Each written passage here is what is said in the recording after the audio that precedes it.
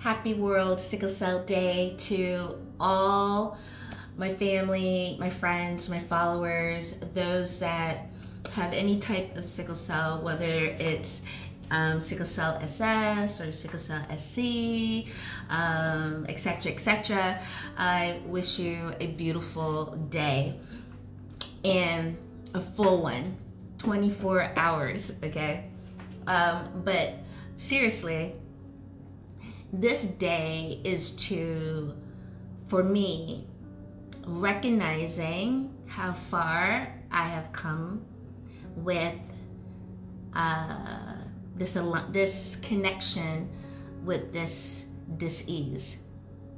And I hope it also shows you how far you've come as well. You are here. You are here. You are breathing. You have prana running through you. Yes, we have bad days, we have okay days, and then we have some brilliant superfly days. Which is beautiful, which is enlightening, which is elevating. And I want to share with you how my mindset is when it comes to this. It took me a lot of years to get to this, so this is not something overnight. This is a process that I've gone through. And what I want to share is that I have a beautiful relationship with my illness, with this disease.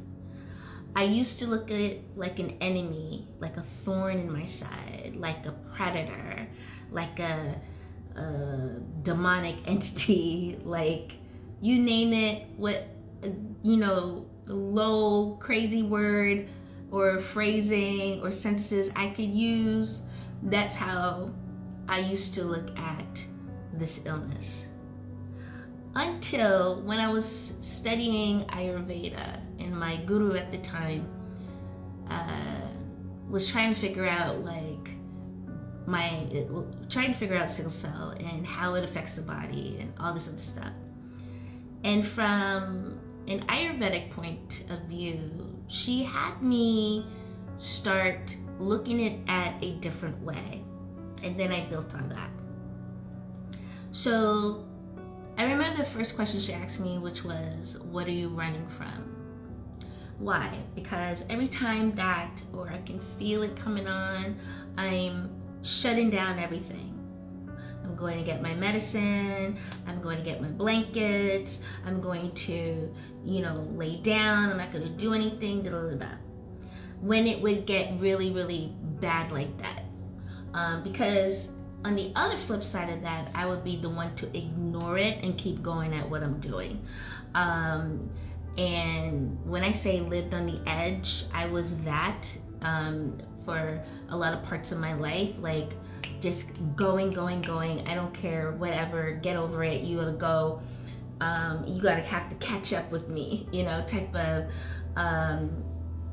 of way of thinking and living. And then she had me look at this a little deeper, which is, she said, I want you to turn around and go back down the cave. And I want you to look at your illness face to face when it tries or begins to attack you. And she had me look at it like, what are you experiencing? What are the emotions you're experiencing? What are you feeling exactly? And what's being communicated by this illness? I know it's a deep dive, but she had me do it. She had me go ahead. She didn't tell me how long this would be, but this has been a years of process. And because when you go back down the cave, you have to face the darkness of whatever that is in order to get to the light, in order to see with clarity and with peace and with stillness. And she had me do that, and I'm very, very grateful to her, because she was the first person to look at sickle cell for me with different eyes, with Vedic eyes. And this helped me a lot to remove the agony, the hate, the hurt, the pain, the way I looked at sickle cell. And once I got to the light in that tunnel, I started to see sickle cell with new eyes. It wasn't my enemy. It was a part of me. And it being a part of me, then I had to start asking right questions of, why are you really here? What am I supposed to understand from this? Because sickle cell builds you up, right? You're a warrior. And when I looked at my past life, I've always been a warrior. And as warriors, we carry pain, but we're told and we're taught as a warrior to not acknowledge that pain, not acknowledge what you're feeling in order to win, in order to get to or get through what you're trying to accomplish.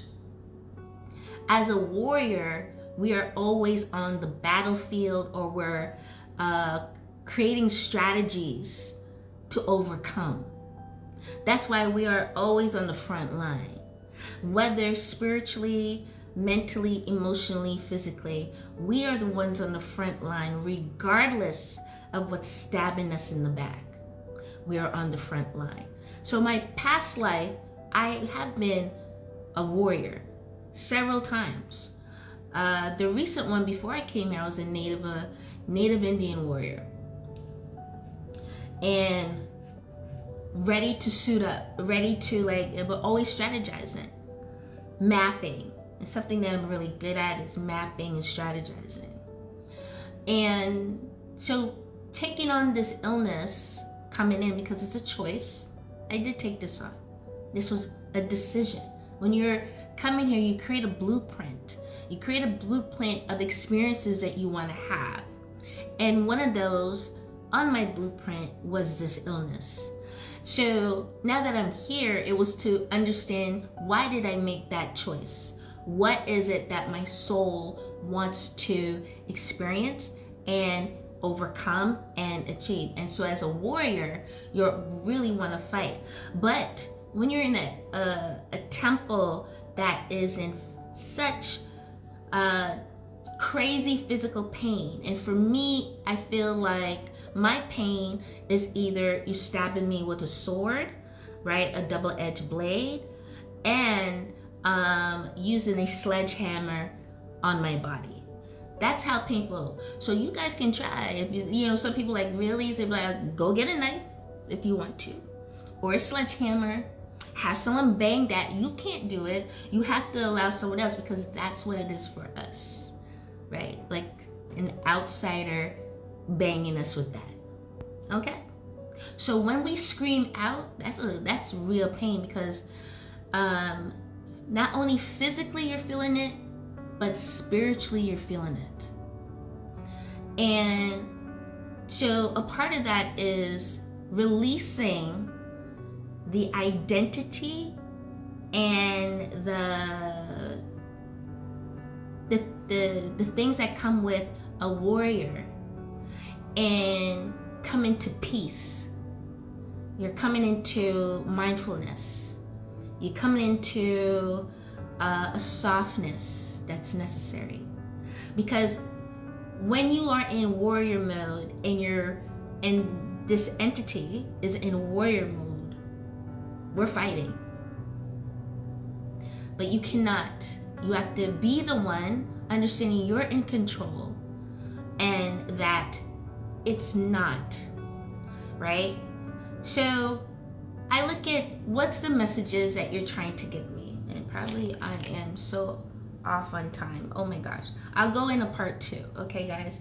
But just really understand what it is that you carry, right? And why you took it on. There is a reason. It's not just given to you. You chose it. We've all chosen sickle cell to experience for a reason. Follow me into part 2.